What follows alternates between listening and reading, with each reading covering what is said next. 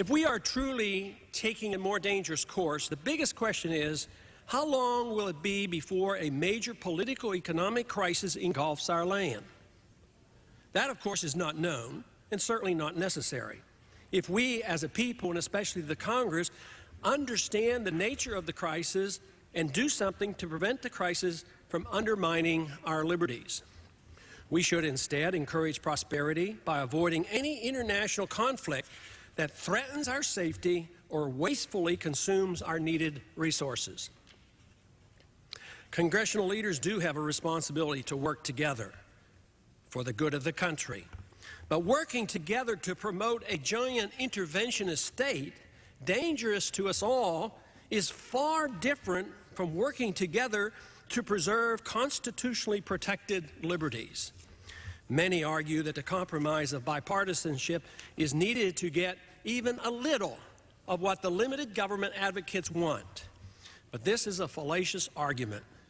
More freedom can never be gained by giving up freedom, no matter the rationale. If liberals want $46 billion for the Department of Education and conservatives argue for $42 billion, a compromise of $44 billion is a total victory for the advocates of federal government control of public education.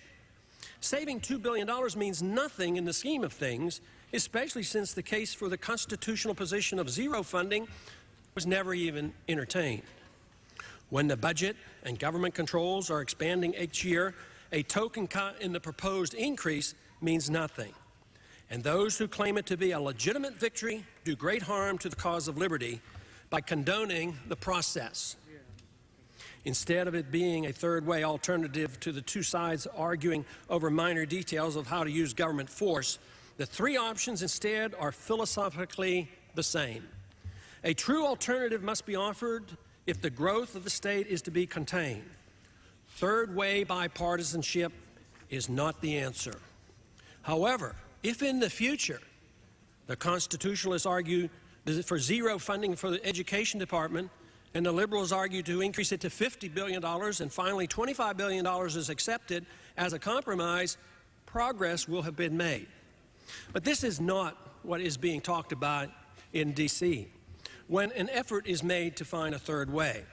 Both sides are talking about expanding government, and neither side questions the legitimacy of the particular program involved. Unless the moral and constitutional debate changes, there can be no hope that the trend toward bigger government with a sustained attack on personal liberty will be reversed. It must become a moral and constitutional issue. Budgetary tokenism hides the real issue. Even if someone claims to have just saved the taxpayer a couple $1 billion, the deception does great harm in the long run by failure to emphasize the importance of the Constitution and the moral principles of liberty. It instead helps to deceive the people into believing something productive is being done. But it's really worse than that, because neither party makes an effort to cut the budget. The American people must prepare themselves for ever more spending and taxes. A different approach is needed if we want to protect the freedoms of all Americans, to perpetuate prosperity, and to avoid a major military confrontation. All three options in reality represents only a variation of the one based on authoritarian and interventionist principles. Nothing should be taken for granted, neither our liberties nor our material well-being. Understanding the nature of a free society and favorably deciding on its merits are required before true reform can be expected. If, however, satisfaction and complacency with the current trend toward bigger and more centralized government remain the dominant view, those who love liberty more than promised security must be prepared for an unpleasant future. And those alternative plans will surely vary from one to another. Tragically for some, it will contribute to the violence that will surely come when promises of government security are not forthcoming. We can expect further violations of civil liberties by a government determined to maintain order when difficult economic and political conditions develop. But none of this needs occur if the principles that underpin our republic, as designed by the founders, can be resurrected and reinstituted. Current problems that we now confront are government-created and can be much more easily dealt with when government is limited to its proper role of protecting liberty instead of promoting a welfare fascist state. There are reasons to be optimistic that the principles of the republic, the free market, and respect for private property can be restored. However, there remains good reason as well to be concerned that we must confront the serious political and economic firestorm seen on the horizon before that happens. My concerns are threefold: the health of the economy, the potential for war, and the coming social discord. If our problems are ignored, they will further undermine the civil liberties of all Americans. The next decade will be a great challenge to all Americans. The booming economy of the last 6 years has come to an end. The only question remaining is how bad the slump will be. Although many economists express surprise at the sudden and serious shift in sentiment, others have been warning of its inevitability. Boom times built on central bank credit creation always ends in recession or depression. But central planners, being extremely optimistic, hope that this time it will be different, that a new era has arrived. For several years, we've heard the endless nostrum of a technology and productivity-driven paradigm that would make the excesses of the 1990s permanent and real. Arguments that productivity increases made the grand prosperity of the last six years possible were accepted as conventional wisdom, although sound free market analysts warned otherwise. We are now witnessing an economic downturn that will, in all likelihood, be quite serious. If our economic planners pursue the wrong course, they will make it much worse and prolong the recovery.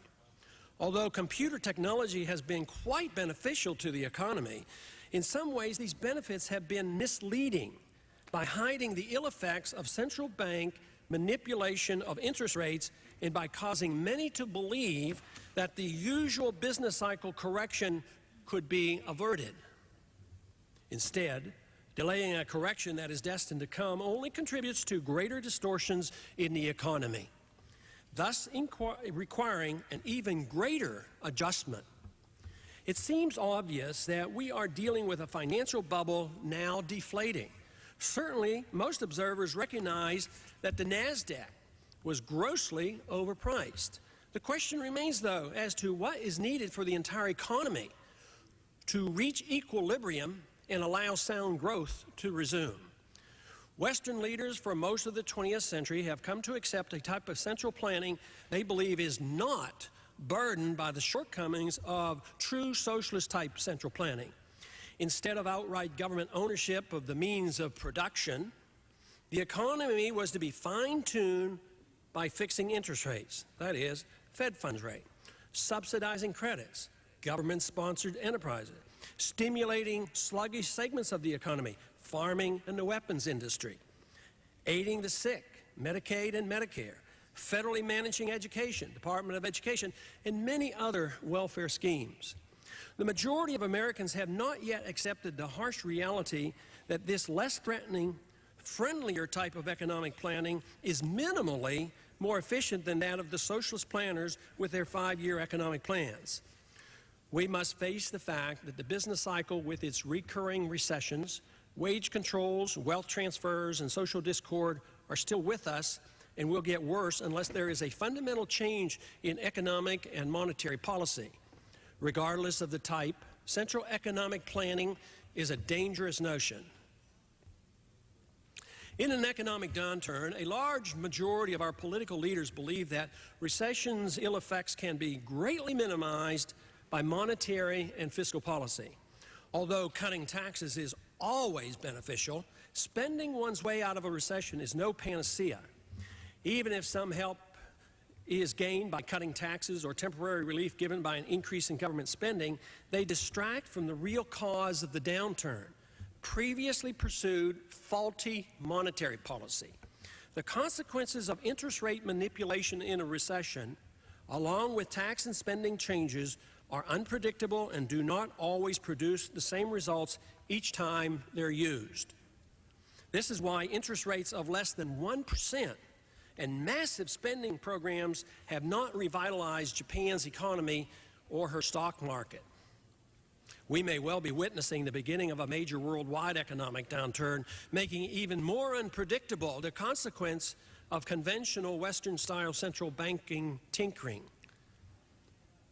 There's good reason to believe that Congress and the American people ought to be concerned and start preparing for a slump that could play havoc with our federal budget and the value of the American dollar. Certainly, the Congress has a profound responsibility in this area. If we ignore the problems or continue to endorse the economic myths of past generations, our prosperity will be threatened. But our liberties could be lost as well if expanding the government's role in the economy is pursued as the only solution to the crisis.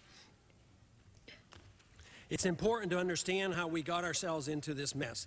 The blind faith that wealth and capital can be created by the central bank creating money and credit out of thin air, using government debt as its collateral, along with fixing short-term interest rates, is a myth that must one day be dispelled.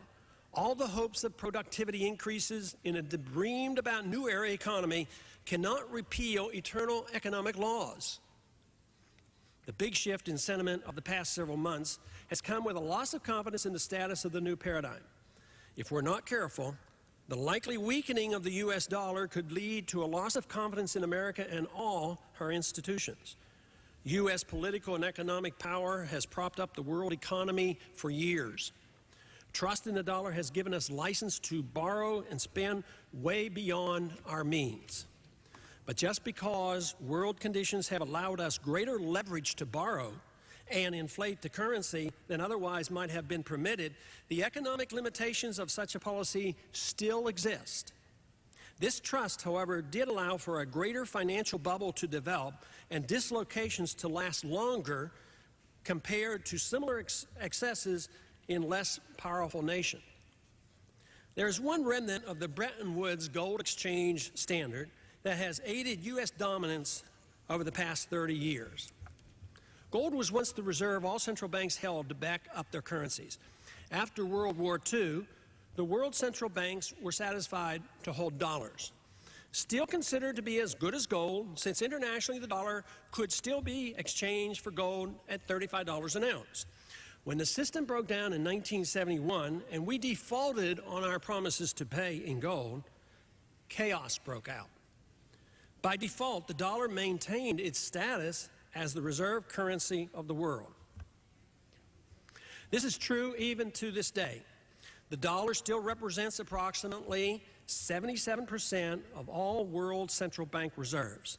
This means that the United States has license to steal. We print the money and spend it overseas, while world trust continues because of our dominant economic and military power. This results in a current account and trade deficit so large that almost all economists agree that it cannot last. The longer and more extensive the distortions in the international market, the greater will be the crisis when the market dictates a correction. And that's what we're starting to see. When the recession hits full force, even the extraordinary power and influence of Alan Greenspan and the Federal Reserve, along with all other central banks of the world, won't be able to stop the powerful natural economic forces that demand equilibrium. Liquidation of unreasonable debt and the elimination of the overcapacity built into the system and a return to trustworthy money and trustworthy government will be necessary. Quite an undertaking.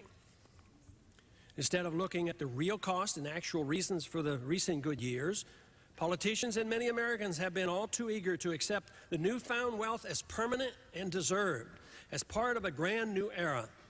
Even with a national debt that continues to grow, all the talk in Washington was about how to handle the magnificent budget surpluses.